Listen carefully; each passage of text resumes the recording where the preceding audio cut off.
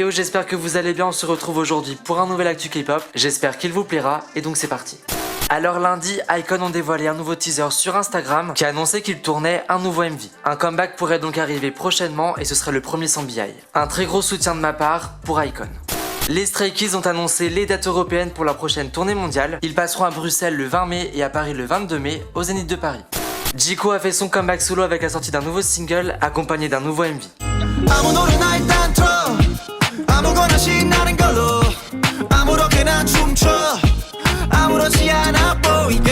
Mardi, BTS ont annoncé en quoi consistait leur programme Connect BTS. Ce projet vise à connecter 5 villes dans le monde ainsi que 22 artistes pour redéfinir les relations entre l'art et la musique, les artistes entre eux avec leur public, le matériel et l'immatériel ainsi que la théorie et la pratique. Artistes qui partagent bien évidemment la philosophie de BTS. Et c'est ce mardi qu'a ouvert une galerie d'art à Londres en lien avec Connect BTS. Suivra par la suite Berlin, Buenos Aires, Séoul et New York.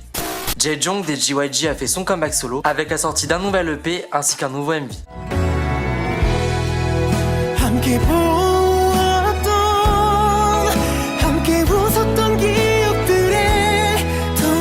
Mercredi, Taeyeon a fait son comeback solo avec la sortie du repackage de son précédent album.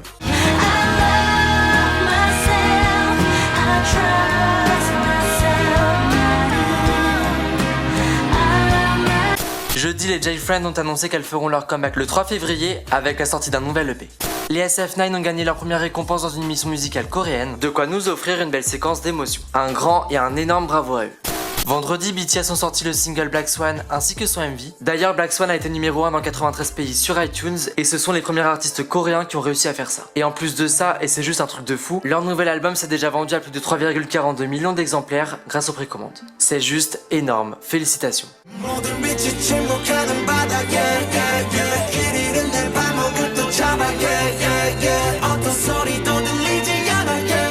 Samedi, Sehun des EXO était à Paris pour la Fashion Week et il a été victime de certains comportements dits abusifs de la part de certains fans entre guillemets et ça s'est passé après le défilé de la marque Berluti.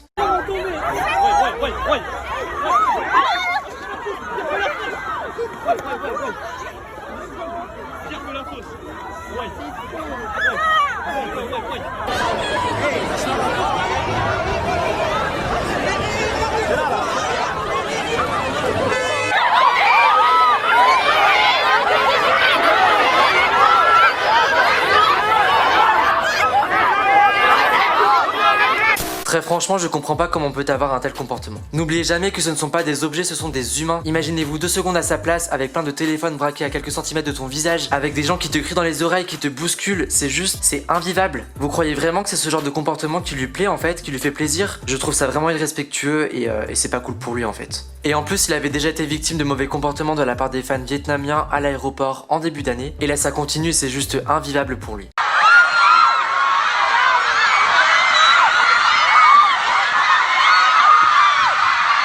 Et bien heureusement, le départ de Sehun de l'aéroport de Paris a été beaucoup plus calme et respectueux, et c'est vraiment ça qu'on veut voir. Voilà, laissez passer. Voilà, vous prenez une petite photo, tranquille.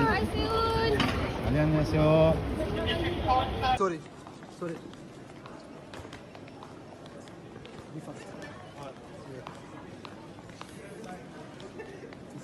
Dimanche, le trio Three-Racha composé de Chan, Changbin et Han des Stray Kids ont dévoilé un nouveau titre, Carpe Diem.